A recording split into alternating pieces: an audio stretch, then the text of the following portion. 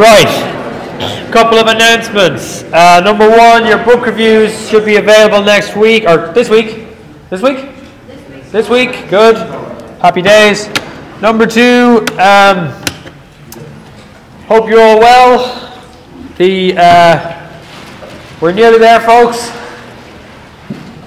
It's nearly week 12, isn't it? This is week 11, right? So next week is going to be about recap and things like that. So that'll be quite interesting for all of us. So pretty pleased with Sugar on Top. Show up to next Thursday's lecture. You'll be happy you did and sad if you didn't. So this is kind of the last bit of new information I'm going to be giving you. So you might want to take a listen. It's quite interesting and quite important as well. So anyway, we're looking at growth and trade and economic development. Specifically, oh yeah, one more thing about the recorded lectures. Just the computer software broke down. So I will record the lectures in my office. You feel like a bit of a weirdo talking to your computer for an hour, but I'll do it for you guys anyway.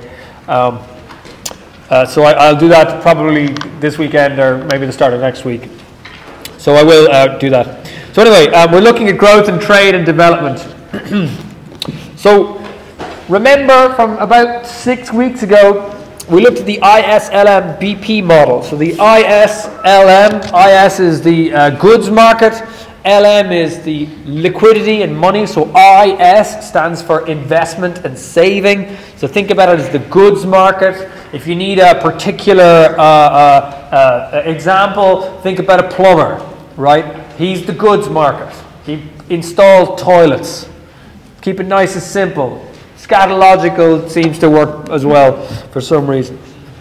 And so we have this thing here, this downward sloping curve is the IS curve. It shows the existence of general equilibria in the goods market for a given interest rate. So for a given interest rate, let us say here, this amount, is that pointer gone? Okay, so for a given interest rate anyway, for a given interest rate, there you'll have a certain, it corresponds to a certain level of output. High interest rates mean you've got low levels of economic output. Low interest rates, high levels of economic output. It's a negative relationship. LM is the liquidity and money or loans and money market. It basically represents the financial system. So think about the LM curve as a sort of a way to encapsulate all of finance in one line. So obviously it's not a very good description, but it contains the kernel of a very interesting and important fact that if interest rates are high, that means if you lend out money, you will make a lot of money. And so if interest rates are high, you will be very happy to lend. And if interest rates are low, you will be not that happy to lend. There won't be that much lending, okay? And that much liquidity, which is another important point. Where are we right now in terms of interest rates? We're at the very bottom, right there. We're at the lower kind of axis. We're down here. Here's where we are in terms of interest rates. They're basically zero all across the Western world. That means that monetary policy is incredibly restricted. I think that's very important. You should all realize that. Monetary policy is incredibly restricted at what we call the zero lower bound. And I discussed this quite a bit when I talked about Paul Krugman and Gaudy Egerson's model, and when I talked a bit about what the ISLM model was. So please make sure to go back and have a look at that. And we have this other line here, which I showed you a couple of weeks ago. It's called the BP curve. It essentially shows the combinations of interest rates and income levels where the current account and the capital account offset each other. Remember what the current account is? It's basically tradable goods. If I sell the world a computer, I get money in. If I buy a computer from the world, I send money out. If I lend money, so that's a current account. If I lend money to the world, that's the capital account, it goes positive. And if I borrow money from the world, it goes negative. You can imagine what happened during the boom. We had a massive current account deficit because we were buying shit from everyone, everywhere, and our capital account was massively positive because we were borrowing from everyone, everywhere. And so this BP curve essentially represents the open economy. So think about it that way. It represents the open economy. Now, the BP curve has a certain, it has two different interpretations, depending on whether you live in a fixed exchange rate regime or a flexible exchange rate regime. So don't forget what the exchange rate is. Just to recall, the exchange rate is the price of converting one currency to another. So you have this yoke, I don't even know what this is called, this sort of ugly white plastic yoke. This costs 100 euros. Well, what's the exchange rate on dollars at the moment? 1 point. Well, yeah, so 1 point, let's say 1.5, right? So if this is 1.5, yeah, I'm not going to multiply like, yeah, well actually, why not? 1.28? Yes. Okay, so this is 100 euros. Here, how many dollars is it? People are like, hang on, I'll get my phone. Yeah, that's 128. Okay, so the exchange rate allows you to express the value of a good in one currency relative to another. That means if you want to get the exchange rate, if all we sold were these ugly plastic things, all you would need to do is get the price of the ugly plastic thing in America and the price of the ugly plastic thing in Ireland, and divide one by the other, so 128 divided by 100, which would give you the exchange rate. Does that make sense? So there's a nice little mathematical relationship there, essentially involving division. So that's cool. So the exchange rate fluctuates between the European Union and America. It fluctuates. It goes up and down depending on how many dollars there are, how many euros there are, who wants to buy dollars, who wants to sell euros, and what people's confidence is about the euro, what people's expectations are about the dollar, and so forth. Essentially, it is a very important thing actually, because essentially we trade with flexible exchange rates, right? We sell to the UK, we sell to the US, sell to Europe, but we live with fixed exchange rates. So there is an Irish euro and a German euro, and we have fixed exchange rates between the two. So we live essentially in a fixed exchange rate regime. In the same way that somebody in California has to trade with somebody in Nevada, they live with that fixed exchange rate. They're two completely different states, but they live with that fixed exchange rate. Okay? So the real exchange rate, E, that little E there, is just the exchange rate, the nominal exchange rate, big E, sounds like a rapper, big E. I got a tweet of a student yesterday saying, yo, what's coming up in the exam? It was brilliant. Because I've never sent a tweet with the word faux shizzle in it before. It was quite fun. Anyway, so big E, times, stop it, Stephen, stop it. Big E times P, which is the price level, divided by P star, which is the price level in the other country. Okay? So the real exchange rate is just the exchange rate, the nominal exchange rate times the price level in each different country. So now, what happens if we have an expansionary fiscal policy, for example? What happens if we have an expansionary fiscal policy? ISLM as before, except this time, and BP obviously, this time we explode our IS2 out. Bertie Ahern 2.0 rocks up and says, lads, I'm going to build Croke Park in every single town in Ireland. Massive construction boom. Loads of jobs, breakfast roll man rolls again. What happens? The BP curve does not shift. BP curve doesn't shift. Expansion moves IS, but not BP. What that means is, if there's a huge boom in fiscal policy, if IS shifts out, then you're going to have a higher level of output, okay? You're going to have a higher level of output, you're going to have a higher interest rate, but BP will have to move eventually, but you're going to put pressure on your currency.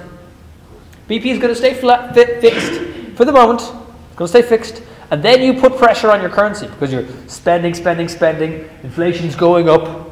You can see here, the real exchange rate is the nominal exchange rate divided by the price level. And so you can see things are going to get more expensive, you're going to get less competitive, and that BP curve is going to have to shift eventually. But the initial expansion moves IS, not BP. That's the first thing you should know about this. Domestic fiscal policy, we're going to be talking about it a lot in a little while. Domestic fiscal policy, which is what we don't do in Ireland. Okay? We don't do expansionary fiscal policy in Ireland. So when you're thinking about fiscal policy, you have to think about the open economy. What I'm saying to you here is, unless the economy is massive, it's not going to affect BP right away. First lesson. Second thing that you should know. What happens if there's a massive expansion in tradable goods? If Ireland suddenly comes up with a new, like, mobile phone or something like this? Well, it depends on capital mobility. Start off here again, ISLM equilibrium, little BP curve there. What happens if capital becomes less mobile? So right now we live in an era where there's basically perfect capital mobility. Hands up who's done their Christmas shopping yet? Come on, you know you're here, come on. You know you're here. You know you're here. Where are you? Put your hands up. Feel no fear, we will not judge you. Yeah. You don't have to do all of it. Yeah, come on. You have ideas. You have ideas. No. Have you done it? Yeah. Well, not all of it. Yes or no? Well, it's not a yes or no question. Really? None of you. You're the most rubbish friends and relatives ever. You're going to roll up on Christmas Eve going, hey, I bought you some like cans of Coke that I found. You know? Well, hands up here. Who's good? Oh, you're waiting for this. Ah, good one. You're waiting for the sales. The pre-Christmas sales. How many of you are going to buy something online as a present? Like, not for yourself, for your friends. Selfish gits. What are you going to buy? What are you going to buy? Hands up who's going to buy something for their friends and or loved ones online. Half the class. All right. You all expect that if you want to buy something online, you just pay for it with your credit card and it lands on your doorstep. You believe this because if you have a PayPal account or whatever, you just buy it and it just appears. And the reason you can do that is because there's free capital mobility. You have moved your money from your bank account in Ireland all the way to a bank account in the Azores or America or Canada or someplace like this, okay? And you have no problem with this because this is how it works now. Well, if you happen to live in Iceland, this is not how it works. If you happen to live in Iceland, you cannot move money out of the country. There are capital controls. So you can't just convert your Icelandic krona to something else. You just can't. If you want to, you can't. If you'd like to sell a house, if you'd like to book a wedding in Iceland, you can't pay for it because there's capital controls. So capital mobility is not the same everywhere. And as capital becomes less and less mobile, the BP curve shifts up. It pivots. And so when capital is perfectly immobile in some sort of autarkic situation, and autarky is a situation where there is no trade. Ireland in the 1930s was essentially autarkic.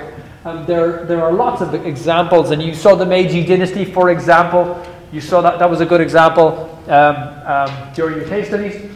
As capital becomes less mobile, the BP curve will pivot up backwards, and when it's perfectly immobile, in other words, you can't move money out of the country, essentially BP is fully vertical. Okay? It's fully vertical, meaning that essentially it's a closed economy. There is no effect on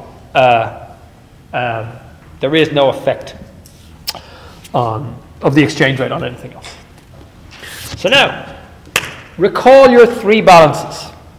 By the way, I find ISLM to be an incredibly useful tool when I'm writing newspaper columns, when I'm talking to politicians, when I'm thinking about the economy. I find this sort of stuff incredibly useful because it's a way to structure your thinking. I'm not saying it's correct. I'm not saying it's the exact representation of the world. This is a lot of flaws that I haven't gone into. But it's still a pretty useful first approximation. Recall your three balances. The first one up there. Y is equal to C plus I plus G plus X minus M. I bet you at least half the class was like chanting that in their heads. Aren't you? Yeah, you can see people going. Remember this. It is the fundamental macroeconomic identity. If you leave this class and you can't recite this thing, I have failed. Actually, no. You have failed. Because you will fail if you don't know this. In fact, I normally set a question on this every year. And you can, okay, I have set you a question on this. And there are some students, and for them, this was the only thing they got right some years. So please make sure you understand this. If you understand this, you've gone an awful long way actually in macroeconomics. But it's an equilibrium identity. It only holds in equilibrium when everything is working perfectly. It doesn't hold all the time. When it doesn't hold, you have the second equation there, which says that y is the sum of consumption plus investment minus saving plus government expenditure minus taxation, G minus T, and X minus M, exports minus imports. Okay? So, when we're talking about trade and development, we've got to think about foreign income levels. So how rich are the people buying your stuff? If they are not rich enough, they're not buying your stuff, your exports go down. If your exports go down, GDP, which is our proxy for Y in this system, GDP goes down, right? So it's really, really important that you understand that if there's a massive recession in America, by definition, they're buying less Irish stuff. If that happens, then Y will fall. Incidentally, over the last 5 years, basically the only component of economic growth that has seen any growth is exports. That's an important point. Okay, the second point here is that not only are they determined by foreign income levels, which we'll assume constant for the rest of the lecture, but they're also controlled by the exchange rate. So if the exchange rate relative to the US dollar, the euro to the US dollar, appreciates massively, in other words, the euro becomes much more expensive, then any exports denominated in euros become much more expensive. So demand for those products goes down. Yeah? If demand for those products goes down, that means our GDP goes down. Is that clear? That should be clear to everybody. Okay? That's why we care about the exchange rate.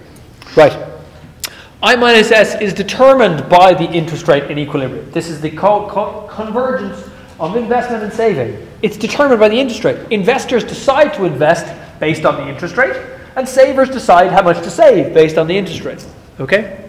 G minus T here is clearly the fiscal balance. These three things I cannot emphasize enough. They are the most important things in economics. These three balances are the most important things. I must have mentioned it 10 times at this stage. If you understand this, you're a long way to understanding economics. And you should understand that the history of economics for the next 10 years is going to be trying to understand these imbalances. Okay? So now, we need to change things a little bit. Don't worry, it's all up online. I don't want you to read through this. But I want you to realize that our imports are going to be conditioned on the exchange rate. Okay? Our imports are going to be conditioned on the exchange rate. Hi. So what we're going to do is we're going to divide imports there by E. We're going to divide imports by E. Okay? So Y is equal to C plus I. C plus I plus G plus X minus IM divided by E. So your imports conditional on the exchange rate, because it works the exact opposite way, folks. If the US dollar appreciates massively relative to the euro, then that means that everything denominated in dollars becomes doubly expensive. And if everything becomes doubly expensive, you're going to buy less of it. I'll give you a good example. What currency is oil denominated in? Dollars, for the most part. Most of it is dollars. If the price of oil goes up because there's a huge lack of confidence in the US economy, which there is, why? 2 words. Fiscal cliff. Very good, folks. Very good. Fiscal cliff. Almost everybody got that. So fiscal cliff. The fiscal cliff is essentially a series of government expenditure measures and taxation taxation initiatives that are going to fall apart if the Republicans and the Democrats don't agree in the next couple of weeks. If that, and everybody's worried about that, so the dollar is weakening relative to the euro, so that means everything's getting a bit more expensive, which is a disaster. Okay? Because that means we're going to buy less of their stuff. So what I want you to do is, I want you to subtract C plus T from both sides. And the reason we want to do this is because saving is equal to income minus consumption minus taxes. If you earn 100 euros and you spend 60, then that gives you 40, and if you pay 10 in tax, what have you got left? People are like, where's my food? 30, right? That's your saving. That's what we talk about saving. If you read the column this week, I'm ranting away about saving. It's really important. I'm going to show you the data I based the column on in a second. Anyway, you subtract one from the other, and you get the third thing there, okay? Which is that saving is equal to investment plus government expenditure minus taxes minus imports, conditional on exchange rates plus exports.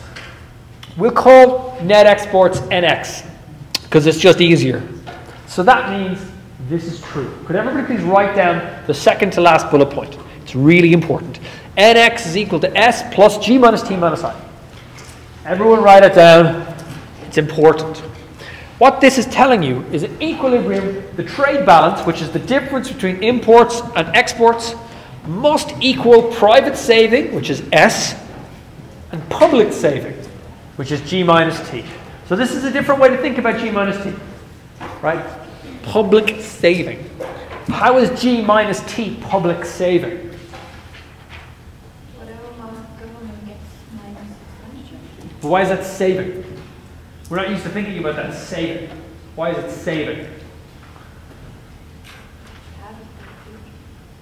Because, well, right now it's always dis-saving right now. It's borrowing.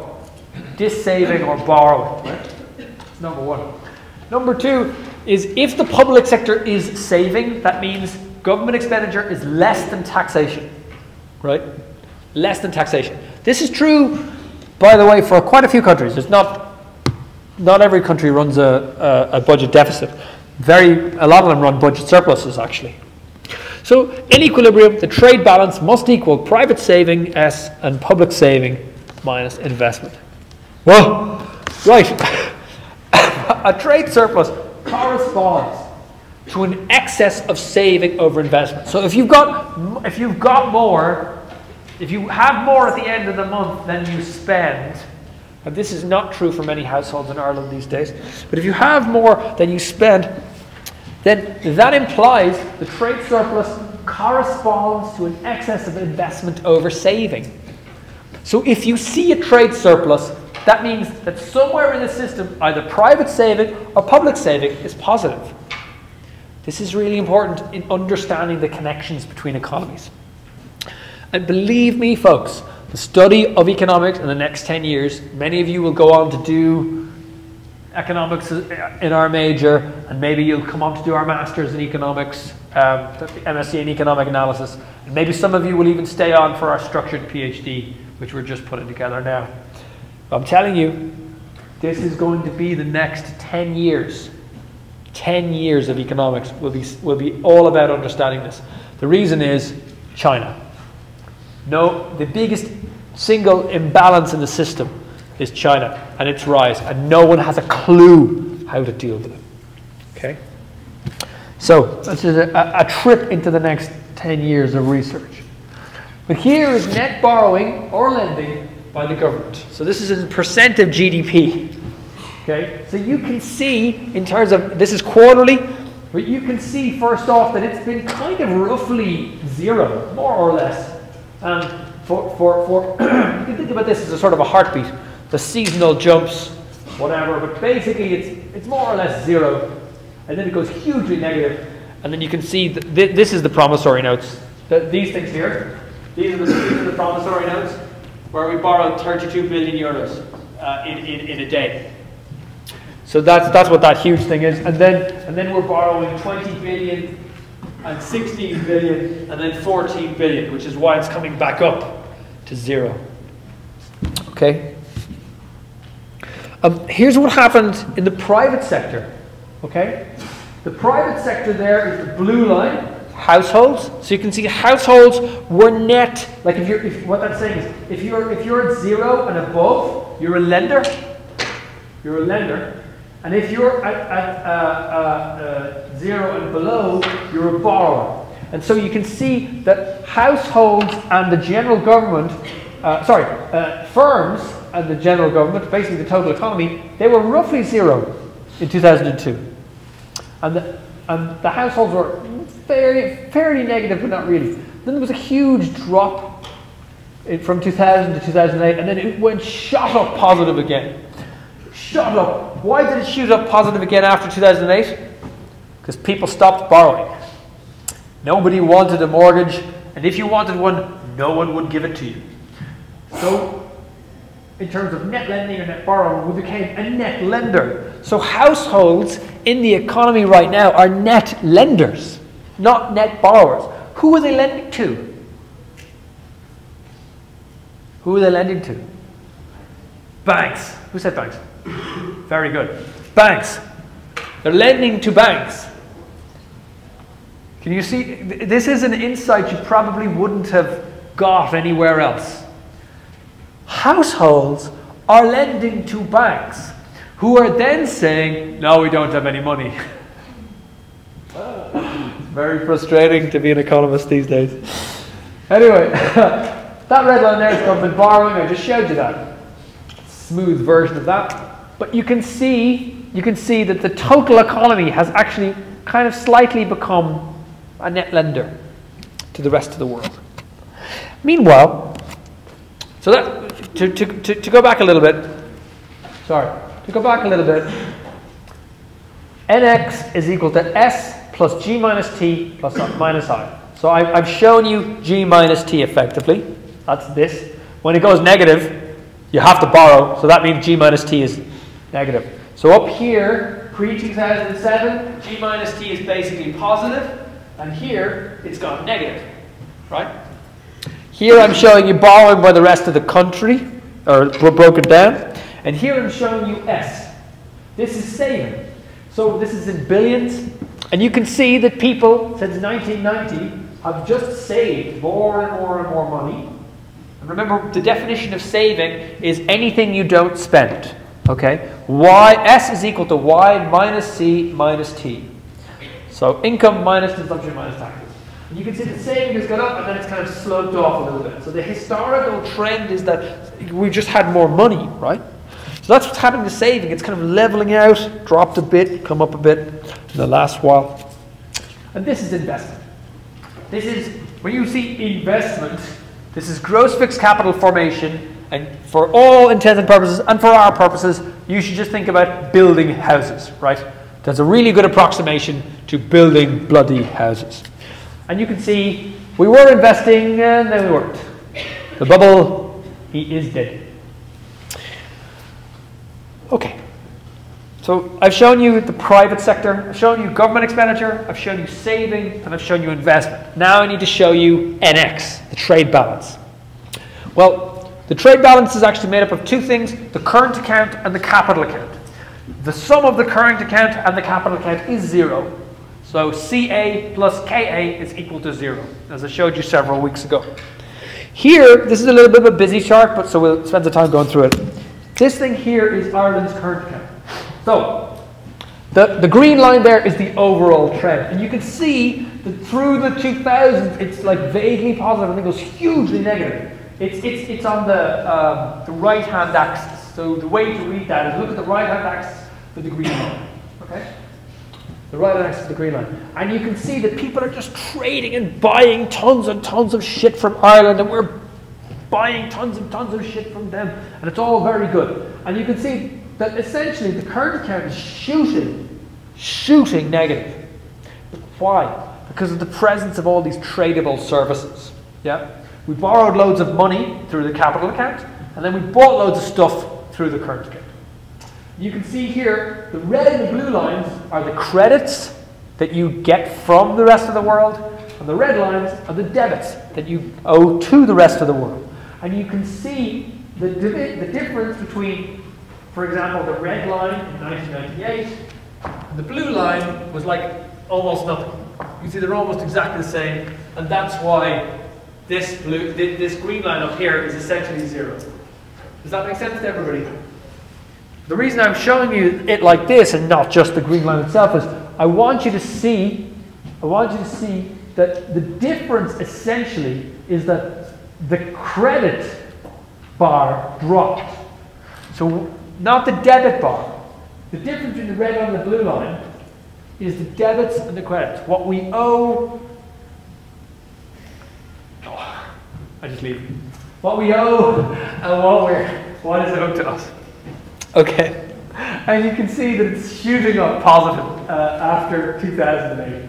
It really is. It kind of bottoms out here because we stop borrowing from the rest of the world and we stop building stuff, and essentially it shoots up back to zero again. Okay? So, what does that mean? Net exports, essentially zero. Savings, quite positive. Investment, quite negative. What does that mean? G minus T has to go that way. We have to get better. Here's the capital account. You can see again, it's positive. People borrowed, by the way, these are in billions. So 15,000 billion. Sorry, 1,500 billion. Quite a lot. Borrowing away, 2003 goes quite positive and then drops hugely negative from 2008.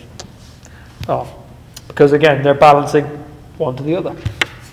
Now, okay, that's fine. But where did it go? Where did it go? You got all this stuff in, you got all this lending from the capital account, all this lending from the current account. Where did it go? Well, it went into household debt. So the red line there is the debt in billions. So what this is telling you is 700 billion. The total amount of debt by households in 2002 was 700 billion. And if you look here, this is your disposable income. This green line here is your disposable income. So what this said was, yeah, you're quite indebted. You know, in 2002, if you earned 100 euros, you owed like 102. That's not great. If you earn 50 grand and you owe 60, it's not great, but it's not too bad either. Okay, it's not too bad. And then you can see what happened. You can see what happened. So to get the blue line, divide the green line into the red line. That's how I did it. I just did it in Excel in a couple of minutes. You just get the green line, and that's the numerator, and the red line is the denominator, and then you make the blue line. So what I'm doing is this chart shows you the components of the blue line. The blue line is just debt divided by household disposable income. Okay. And if you earn 100,000 but you owe 100,000, then it's at 100%. And what you can see here is that disposable income went up a bit. Yeah, the green line went up a bit, but not loads. And the red line exploded. Debt is our problem. Okay? So we're up to our necks in debt.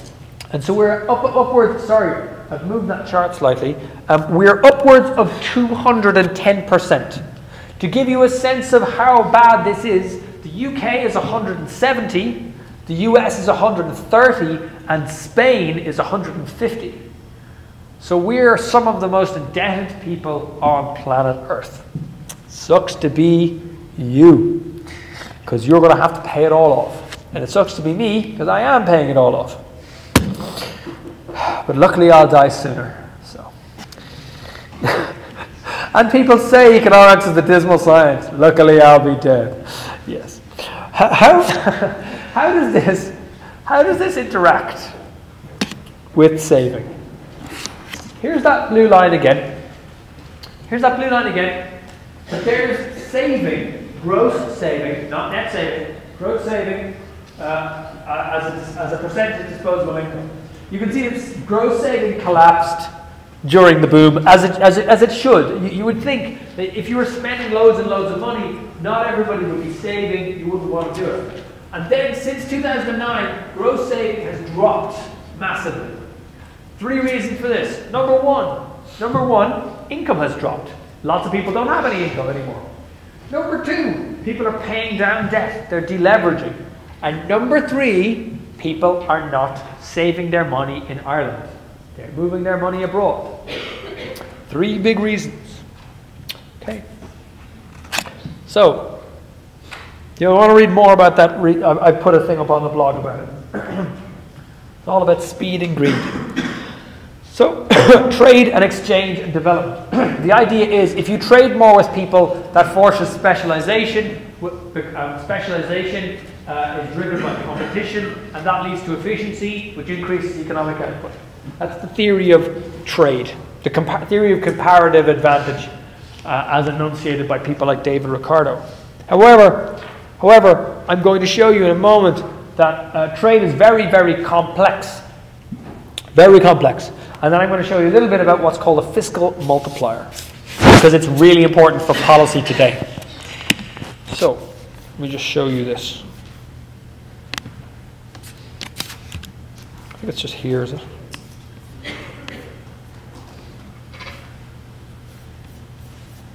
I want to show, so there's this guy, Javier Hidalgo.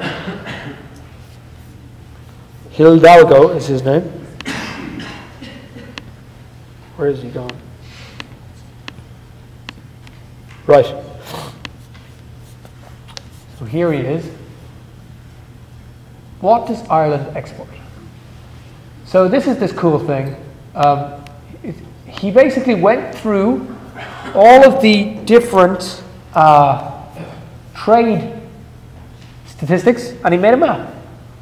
And what this shows you is in 2010, Ireland, this is Ireland, produced 140,273,113. No. It's billion. Billion, sorry. Yeah. So don't start there, 140 billion worth of stuff, and our GDP is, come on, you should know this, 160 billion. Okay? So a lot of value. What do we spend it on? Heterocyclic compounds with nitrogen heteroatoms only. What? Does anybody know what that is? Maybe. Cyclical alcohols and their halogenated sulfonated nitrate or nitrosated derivatives. Ooh. Petroleum oils. We exported petroleum oils. It's a bit mad, isn't it? More medicaments packed, 28 billion. 28? Yep. Medical, surgical, or vet instruments. I like the way they put it all in there. Vets, you know. Electric sound or visual signaling. The point is, this is pretty bloody complicated, isn't it? Building stuff, machinery, household. I don't know what this deer means. Raw hides, skins, leathers, and furs. What? Plastics, rubbers, chemicals. Isn't that interesting? Chemicals. What is bracketed under the chemical industry? Pharmaceuticals. We are an exporting giant when it comes to pharmaceuticals. Minerals, not so much. Foodstuffs. Isn't this cool? Agricultural products. Land. Go away from that. And you can see the big ones. So you can click on the lines, but you can see here that Ireland isn't a linear thing. It's a huge, complicated, scary beast to be open. It produces a huge amount of very, very different stuff over time. And you can now go and play with that, which is something that certainly students before you weren't able to do.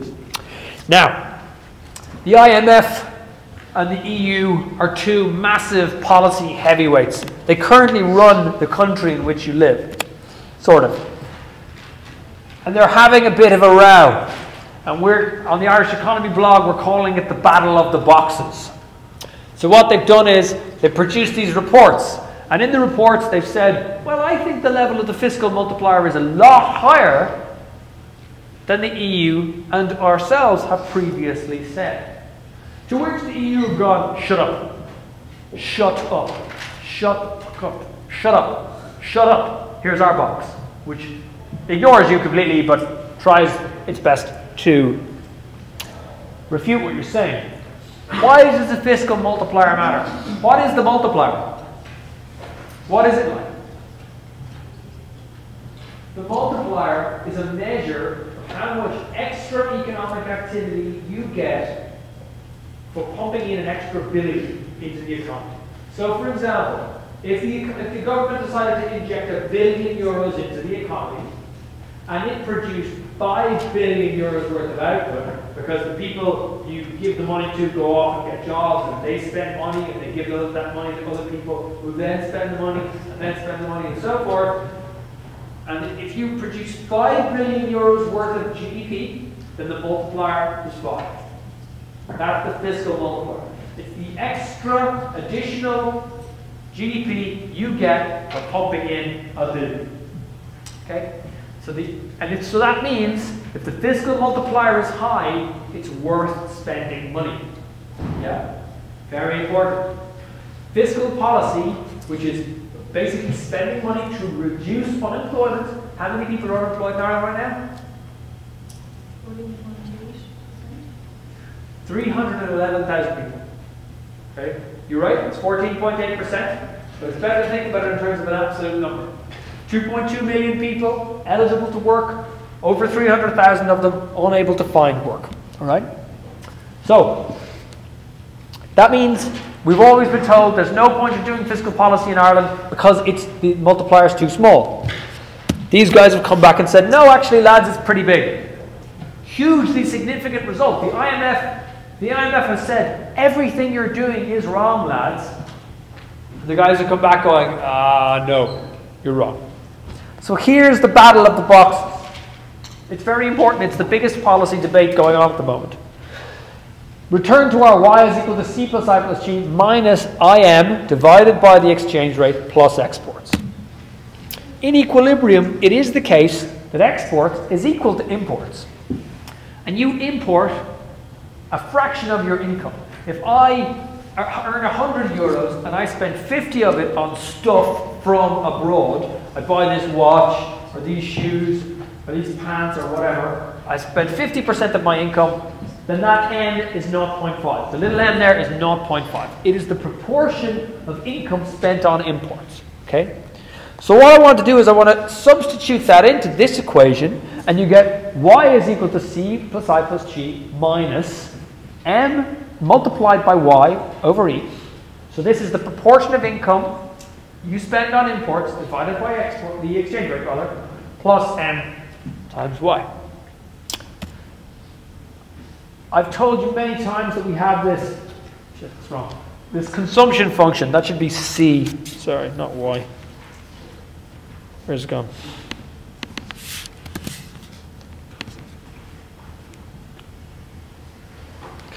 So, there, that's better.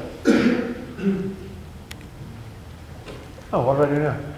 Okay, anyway, that should be c is equal to c0 plus c1 times y. So, replace c with the consumption function. You get this. C is equal to C0, some amount of consumption that you have to consume, plus C1 times Y, plus I plus G, minus M over Y. Okay? You're going to let A equal C0 plus I plus G because you're not particularly interested in it. And then you get this. A multiplied by, so this basically terms that you don't care about. Again, no need to take this down, folks. It's all up online. I'll give you the thing to take down. C1 minus M over E. So consumption, which is consumption out of income, some proportion, minus the proportion that you spend on imports. So this is the important bit here, okay? You just focus in on this. This is the important bit. C1 minus M over E. The proportion you spend of your income on consumption, so 50%, minus the proportion you spend on imports divided by the exchange rate, times Y plus M times Y. Okay? Gives you this yoke here. This is what you should take down first. This is really important. You take this one down, everybody. And we'll go through it in the last few minutes of the lecture. We've got 5 more minutes or whatever left. So y here, output, is equal to 1 over, like fraction, 1 minus C1 plus M over E, plus, or multiplied by rather, this stuff in the denominator. A plus M divided by Y. There have been loads of people, and essentially the game becomes understanding this. This is the game. What they're doing is they're getting data for C1 and M and E, and A and Y. Okay? They're getting data for all that, and then they're estimating. And what they want to do is they want to see what is the change in output, dy, for a given change in government expenditure, dg. Okay? What is that? That's equal to 1 over 1 minus C1 plus M divided by E. This thing, if this thing here is greater than 1, if it's greater than 1, that means you should spend the money. This is the fiscal multiplier for an open economy. If it's greater than 1, please write this down. If it's greater than 1, spend the money. Even if you have to borrow it, spend the money. Okay? It's well worth doing. And what did it turn out that Ireland's fiscal multiplier was? Do you know? Do you care? Some of you don't care. Some of you should care. Some of you would like jobs, right? No. Just want to play Xbox, live with my mum. For those of you that don't want to play Xbox and live with your mum, do people even play Xboxes anymore? I have no idea. Yeah, that's it. So this is the game. So what is the answer? What is the fiscal multiplier number for Ireland? What? I would love it if it was 10. It would be awesome if it was 10. If it was 10, basically, every euro the government spent would generate 10 euros worth of expenditure. It would be awesome. There wouldn't be a discussion. There wouldn't be a discussion about should we stimulate the economy. It would be let's just lash ahead. Yeah? Let's just lash ahead.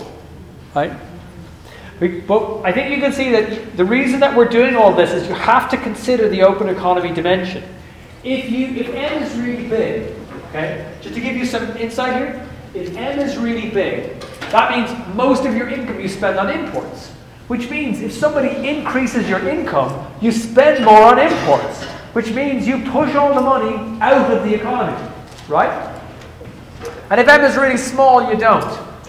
So it really matters how big M is and how big C1 is, which is the value of the marginal propensity to consume out of current income. Okay? So what is the value of the fiscal multiplier for Ireland?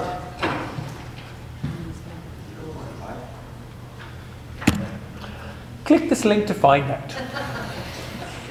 Have a nice weekend. I'll see you all on Monday.